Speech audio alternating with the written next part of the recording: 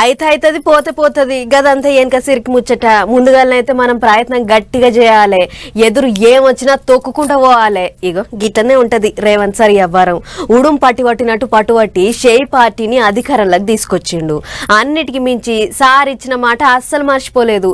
గప్పట్లో ఒక ఆడపిల్లకు కొలువు ఇస్తానని మాట ఇచ్చిండు రేవంత్ సార్. యాదుకున్నదా? అగో గా ఆడపిల్లకు కూడా ఇప్పుడు ఆహ్వానం అందిందట. మరిగా మాట అన్నాక మాట తప్పుతాడా? నాలుగుట్లే మాట ఇచ్చినాక వెనకకు తగ్గుతాడా? చెయ్యి పార్టీ అధికారంలోకి వచ్చుడేగాక రేవంత్ సారే సీఎం సీట్లే కూకునవాటే.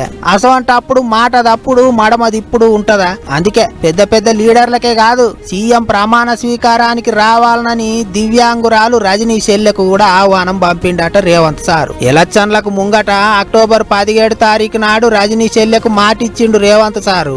ఎంఏ చదువుకున్నా సరే కొలువు రాలేదని సార్ వద్దకు పోతే చెయ్యి పార్టీ అధికారంలోకి రాగానే తొలుత నీకే కొలువిస్తా, ఏం ఫికర్ చేయకని సారు హామీ ఇచ్చిండు. సారే దగ్గరుండి గ్యారంటీ కాగితం నింపిండు. గా ముచ్చట యాదికి పెట్టుకొని మరి రజనీ షెల్లను ప్రమాణ స్వీకారానికి పిలిచిండట. ఎల్బీ స్టేడియంలో జరిగే ప్రమాణ స్వీకారం స్టేజ్ మీదనే రజనీకి ఉద్యోగం ఇస్తున్నట్టు ఫైలు మీద సంతకం చేస్తాడట సారు. తెలంగాణ ఉద్యమంలో అమరులైన 300 మంది ఉద్యమకారుల కుటుంబాలకు సీఎం ప్రమాణ స్వీకారానికి రావాలని ఆహ్వానాలు పంపిర్రట. ఇంకో 250 మంది ఉద్యమకారుల కుటుంబాలకు కూడా ఆహ్వానం పంపిర్రట.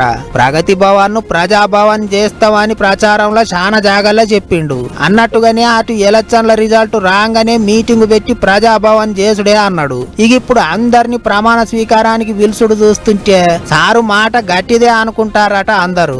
ఏమైనా రేవంత్ సారు అన్ని ఆదికి పెట్టుకొని చేసేటట్టున్నాడు అనుకుంటారు ఈ ముచ్చట చూసిన పబ్లిక్. మరిగా ముందు ఏమైతుందో చూసుకుంటా పోవాలి.